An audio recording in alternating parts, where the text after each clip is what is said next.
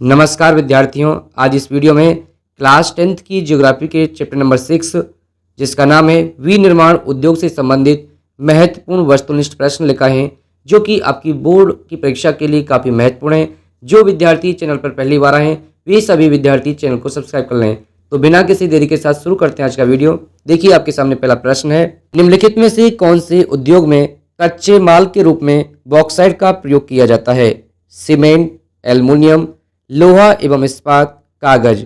तो इसका सही आंसर है एल्युमिनियम। बच्चे आप ध्यान रखेंगे कि जो बॉक्साइट है, बॉक्साइट का कच्चे माल के रूप में किसमें प्रयोग किया जाता है? एल्युमिनियम उद्योग में। कृषि आधारित उद्योग का उदाहरण है लोहा एवं इस्पात उद्योग, सूती वस्त्र उद्योग, रासायनिक उद्योग, सीमेंट उद्योग। इसका सही आंसर है सूती वस्त्र उद्योग। और देखिए, जो बाकी के उद्योग हैं, लोहा एवं इस्पात उद्योग, रासायनिक उद्योग, सीमेंट उद्योग, ये तीनों किसके उदाहरण हैं? ये तीनों उदाहरण हैं खनिज उद्योग के। किसके बच्चों? खनिज उद्योग के। तो आप ध्यान रखेंगे कि लोहा एवं इस्पात उद्योग, रासायनिक उद्योग, सीमेंट उद्योग, ये किसके उदाहरण हैं? ये तीनों खनिज उद्योग के उदाहरण हैं। कौन सा उद्योग चूना पत्थर को कच्चे माल के रूप में प्रयुक्त करता है? एल्युमिनियम, सीमेंट, चीनी, पटसन। तो इसका सही आंसर है सीमेंट। भारत की इलेक्ट्रॉनिक राजधानी है हैदराबाद, दिल्ली, बेंगलुरु, पुणे। तो इसका सही आंसर क्या है बच्चों? इसका सही आंसर है बेंगलुरु। निम्नलिखित में से कौन सा खनिज आधारित उद्योग है? सीमेंट, सूती वस्त्र, चीनी, जूट। तो इसका सही आंसर क्या है? सीमेंट। आप ध्यान रखेंगे कि जो खनिज आधारित उद्योग है वो क्या है? सीमेंट। और जो आपके बाकी के हैं सूती वस्त्र, चीनी, जूट, ये सभी क्या हैं? ये तीनों कृषि आधारित उद्योग हैं। कैसे? कृषि आधारित। ये आप ध्यान रखेंगे।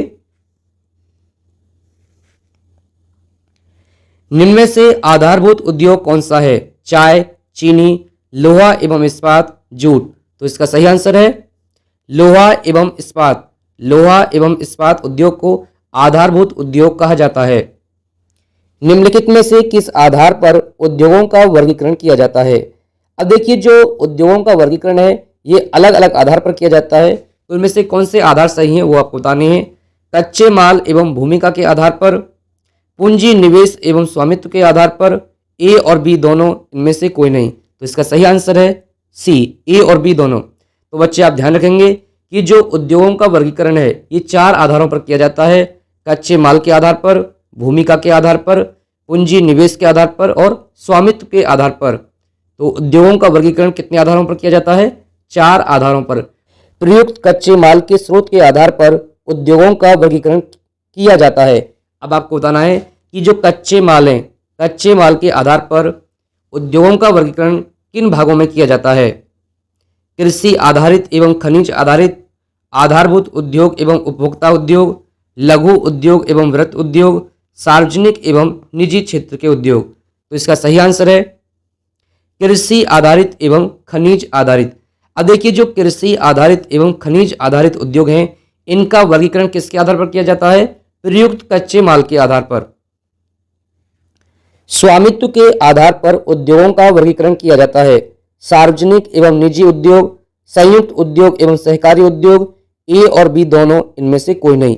इसका सही आंसर है ए और बी दोनों। बच्चे आप याद रखेंगे कि जो स्वामित्व के आधार पर कि जो उद्योग हैं उन उद्योगों का मालिक कौन है, इसके आधार पर उद्योगों का वर्गीकरण 4 भागों में किया जाता है। और ये 4 भाग कौन से हैं? सार्वजनिक, निजी, संयुक्त उद्योग एवं सहकारी उद्योग। तो इसका सही आंसर हो जाएगा ए और बी दोनों। निम्नलिखित में से कौन से सार्वजनिक क्षेत्र के उद्योग का उदाहरण है? भेल एवं सेल, टिस्को, ऑयल, इनमें से कोई नहीं। तो इसका सही आंसर है ए, भेल एवं सेल। अब देखिए, जो भेल है इसकी फुल फॉर्म क्या होती है? Bharat heavy electrical limited. और जो सेल है इसकी फुल फॉर्म क्या है? Steel authority of India limited. तो जो भेल और सेल किसके उदाहरण है? सार्वजनिक क्षेत्र के। और जो टिस्को है, ये टिस्को किसका उदाहरण है? निजी क्षेत्र का। और जो ऑयल है, ऑयल किसका उदाहरण है? जिसकी फुल फॉर्म होती है ऑयल इंडिया लिमिटेड, ये संयुक्त उद्योग का उदाहरण है। भारत में पहला सफल सूती वस्त्र उद्योग मुंबई में कब लगाया गया? 1853, 1854, 1855, 1856।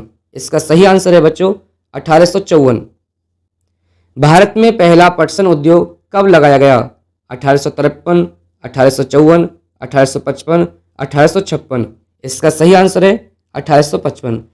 ये प्रश्न आपसे पूछा जा सकता है कि भारत में पहला पटसन उद्योग कहाँ लगाया गया, तो आप बताएंगे जो भारत में पहला पटसन उद्योग है ये रिसरा में, जो कि कोलकाता के निकट स्थित है, लगाया गया। कहाँ पर? रिसरा में। और ये कहाँ पर है? कोलकाता में। पटसन व पटसन निर्मित सामान का सबसे बड़ा उत्पादक है भारत, बांग्लादेश, चीन, इनमें से कोई नहीं। तो इसका जो सही आंसर बच्चों क्या है? भारत। यदि आपसे प्रश्न पूछा जाए कि पटसन का जो सबसे बड़ा निर्यातक देश है, तो सबसे बड़ा निर्यातक कौन सा देश है? बांग्लादेश। लेकिन यह पूछा गया है कि सबसे बड़ा उत्पादक, तो सबसे बड़ा उत्पादक कौन है? भारत। इस्पात को कठोर करने के लिए इसमें क्या मिलाया जाता है? बॉक्साइट, मैग्नीज, ए और बी दोनों, इनमें से कोई नहीं। इसका सही आंसर है मैग्नीज। जो इस्पात है, जो स्टील है, स्टील को कठोर करने के लिए उसमें कौन सा खनिज मिलाया जाता है? मैग्नीज। पहला सीमेंट उद्योग कब लगाया गया? 1853, 1854, 1855, 1904। तो इसका सही आंसर है बच्चों 1904।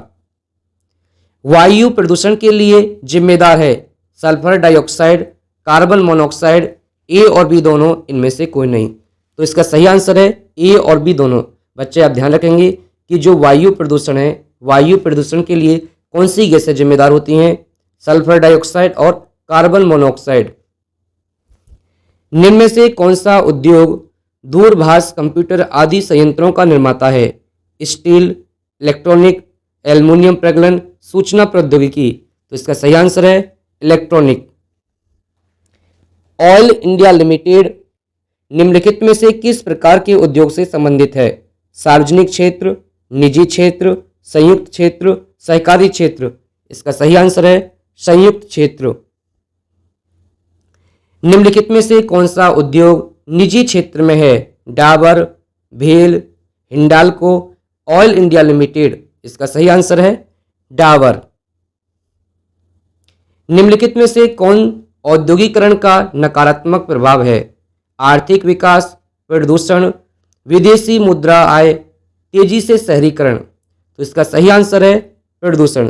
देखिए औद्योगिकरण होता है, उससे क्या होता है? प्रदूषण होता है, जो कि हमारे समाज पर एक नकारात्मक प्रभाव है।